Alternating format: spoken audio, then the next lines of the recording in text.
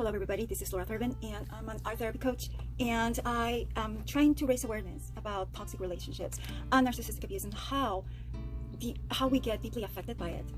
So please subscribe so I can continue doing these videos and share it to others. If you know that there's a person that needs this, please share it with them, because you don't know if you are really saving her or his life. So we don't have to go through another death like Gabby Petito's and the injustice of not being supported. So there's many people that ask me, what is happening with the society? Why there's so few people that want an intimate relationship? And I have to explain that just like COVID, the virus of narcissism, it's everywhere in the world. It's spreading faster than you can imagine, and the consequences in a generation or a couple of generations are going to be devastating. People don't understand how serious this is. There's a lot of attention now because of Gabby Petito's death, which is so sad that somebody needs to die for everybody to start understanding, wanting to understand what is behind toxic relationships, domestic violence, mental abuse. And there's so many people that are quiet. There's so many people that they don't even know that this is happening to them. So I'm going to try to describe this. How is the pattern? What is the relationship pattern between the narcissist, the abuser, the avoidant, or a toxic partner? But what I want to discuss right now is how they influence, what is the relationship like, how does it make us feel, and if you kind of catch a glimpse of what I'm saying and it applies to you, please, the sooner the better, just grab strength and leave, because things can only get worse. And sadly, a narcissist cannot cure himself or herself. So the person that is abused might have developed a borderline disorder or any other type of trauma bond, but we are able to get better and to get cured and to live our life in a better way than ever, because we have learned so much from this. A narcissist cannot. Usually what a narcissist needs for him or her to feel alive is narcissistic supply. And narcissistic supply, it's met with different actions. Number one, you're an object.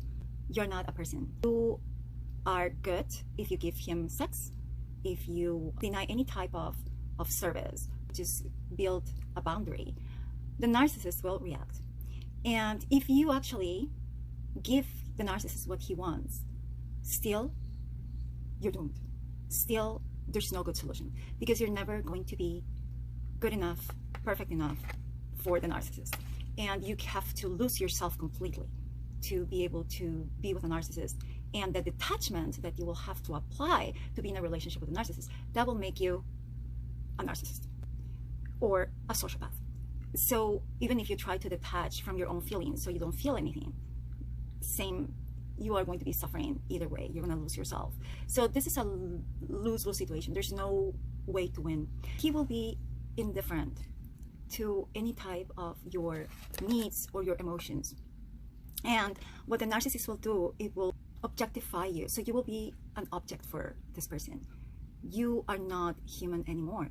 They will dehumanize you. If he feels that his need is not met, he will go through withdrawal. He will cut you off from all communication. He will cut you off from your life.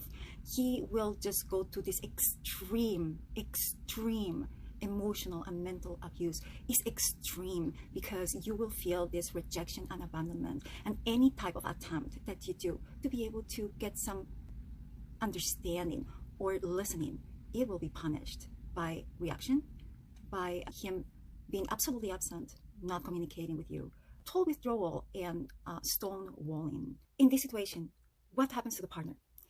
The partner is seeking attention.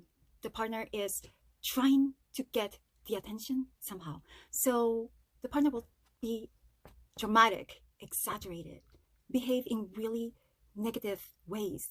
Usually the reaction of the partner from this emptiness, loneliness, negation of their feelings, it will bring a lot of negative reactions. It will bring a self-destruction behavior. So usually these people will drink, will become alcoholics, they will become drug addicts, or they will repeat the pattern. They will go to other narcissists. They will bring bad company into their lives. They will try to self-destruct. by having really risky behaviors. They can have sex with several people, different partners, even commit suicide. They can get very depressed, not going out of bed, being a shell of self. And this is a reaction to the negation of your being. So the narcissist pushes you to do these things because they ignore you, they withdraw, and they show your apathy towards yourself. And then when you start having these risky, really high risk behaviors, you are starting to become a borderline. So your emotions are dysregulated. You don't know how to deal with those emotions by yourself because you, sadly, and this is a codependent issue from, for the people that actually go into a relationship with a narcissist, we have codependent problems. So what we do is we depend on our partner to regulate our emotions. And we need to learn to do that ourselves and not depend on anybody to regulate our emotions. When the person wants to communicate with this narcissist, when this person wants to stress how much pain she's feeling, she's trying to tell the narcissist, you are rejecting me. You are hurting me so much that I want to destroy myself. When you are in that point, you will look for anything that will touch the narcissist's nerve. From triangulation, that is actually what they do, but you will start having these traits yourself. So triangulation is when you bring somebody else into the picture, maybe to make him jealous. The narcissist won't even care. They really cannot even see that happening. If you are suicidal and you are having a plan already to commit suicide, the narcissist will absolutely deny that reality in you. They will actually believe that that's not true and it's not happening and it's never going to happen. So it's a waste of time. It's a waste of energy. If you are drinking too much or using drugs, then the narcissist will point their finger to you and say, this is you doing this to us as a couple. So it's always going to be your fault. There's no other way around it for a narcissist. So even though you're trying to communicate and open your soul to this person and say, you're hurting me so much that I don't want to live, that I'm destroying myself, that I need a coping mechanism with this, that it can be sex with another person, that it can be drinking, using drugs to just try to calm yourself down, or whatever method you use. There's no way to wake him up. I'm sorry, but there's no way to make him understand the pain that they're going through. Even if you do the most hurtful thing,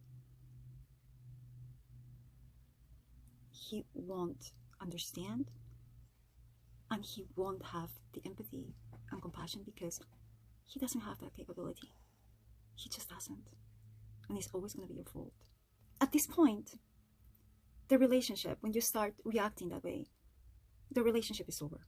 So probably the narcissist is already making plans to discard you. The narcissist already is in discarding mode. And for your relationship, it's too late. Narcissists don't change because they can't change what they perceive as a perfect being. How can you change perfection? So there's no accountability. It's always going to be your fault and your actions. And you actually, by dramatizing and overreacting, you're giving him the perfect excuse to point his finger at you and say, it's all your fault. And he will believe it. And I know it doesn't seem human because usually humans will try to understand the person that they say they love. But it's because they really don't love. They can't love. So right now in our society, there's so many people that don't want a true intimate relationship because of all these fears, because they have been hurt, or because they're narcissists. Narcissists will withdraw when you try to attempt to get inside their space, and if you want their time, intimacy. Supposedly that is what a relationship should be. It should be intimacy. It should be sharing vulnerability. But a narcissist will never share vulnerability with you because they mirror themselves. They will think that you will use that vulnerability against them because that's what they do against you. Thank you so much for listening. Please look at the description and you're gonna find like different things about narcissistic abuse, about toxic relationships, and how to be able to break free from all these toxic relationships. You can claim your freedom and you can be yourself again. Please follow me on YouTube. I just want to build awareness. I make my life commitment to build awareness about this, because there's many people that they don't know what's happening and they're very confused, and we don't want any other person to die because of a toxic relationship. We need to change society, and the only way is by building awareness. So please help me. Thank you very much.